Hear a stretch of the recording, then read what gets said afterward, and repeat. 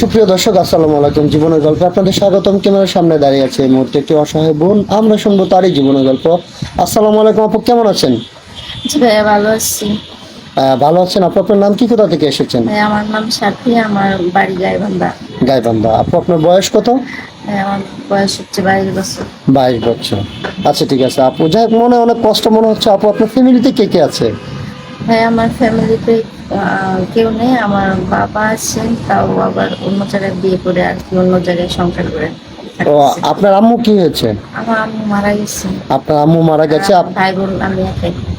আপনার ভাই বোন নেই, আপনার আম্মু মারা গেছে। আর আপনার বাবা, আপনার আম্মু মারা যাওয়ার পর আপনার বাবা আরেকটি বিয়ে করেছে, বিয়ে করে আলাদা থাকে, তাই তো? জি আচ্ছা ঠিক আছে, যেহেতু আপনি একটা মেয়ে মানুষ, তো আপনার বাবা বিয়ে করে আলাদা থাকে, আপনার মা মারা গেছে, ফ্যামিলি তো কেউ নেই, তো আপনি বর্তমানে কার কাছে থাকছেন?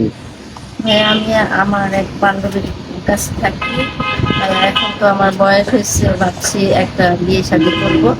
আর আপনাদের কাছে আসলাম যে আমার একটা মানে জীবন সঙ্গীত দরকার।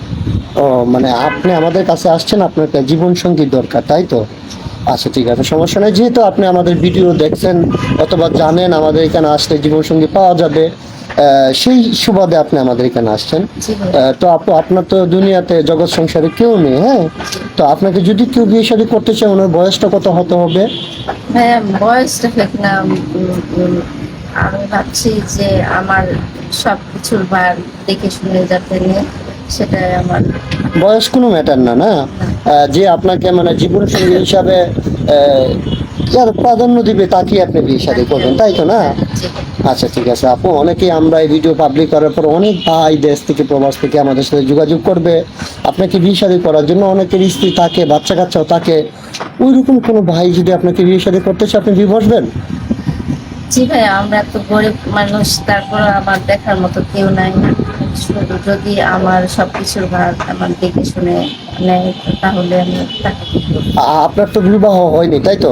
না, আমি এখনো বিয়ে হয়নি। আচ্ছা ঠিক আছে, আপনার বিয়ে হয়নি। যদি কোনো বিবাহিত ভাই আপনাকে বিয়ে করতে চায়, বসবেন? জি ভাইয়া, বলবো, কোনো সমস্যা নেই। এখন বলতেছেন বসবেন, পরে বলবেন যে তুমি অবিবাহিত, তুমি বিবাহিত, আমি অবিবাহিত, তো তোমার কাছে আমি বিয়ে বসছি, এটা সেটা, এরকম কোনো কথা কি না বলবেন? ভাইয়া, আমার তো কেউ নেই। আমার যদি সবকিছুর ভার নেয়, আমার যদি সবকিছুতে দেখশন করে, তাহলে তো আমি অবশ্যই তাকে মেনে নিতে পারবো। ও আচ্ছা, আপনি যদি আপনার দায়িত্ব নেয় সে, তাহলে আপনি রাজি আছেন, তাই তো? জি, রাজি আছি। আচ্ছা ঠিক আছে আপনি, তাহলে আপনার সাথে যোগাযোগ কিভাবে করবেন? ভাই, আমার তো ফোন নেই আর কি।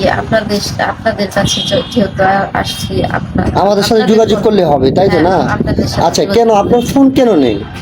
ভাইয়া, আমি তো আসলে আমার টাকা পয়সা নেই, সেজন্য আর কি কিনতে পারিনি। ও, টাকা পয়সা নাই, কিনতে পারতেছেন না। আচ্ছা ঠিক আছে আপু, বুঝতে না, ঠিক আছে, টাকা না থাকাটাই অস্বাভাবিক কিছু না, কারণ যেহেতু আপনার মা নেই, বাবা বিয়ে করে আলাদা থাকে। তো সুপ্রিয় দর্শক, এই মুহূর্তে দেখতে পাচ্ছেন ডিসপ্লেতে একটি নাম্বার, এই নাম্বার এই হোয়াটসঅ্যাপ আছে, এই নাম্বারটি আমাদের ইউটিউব চ্যানেল কর্তৃপক্ষের নাম্বার।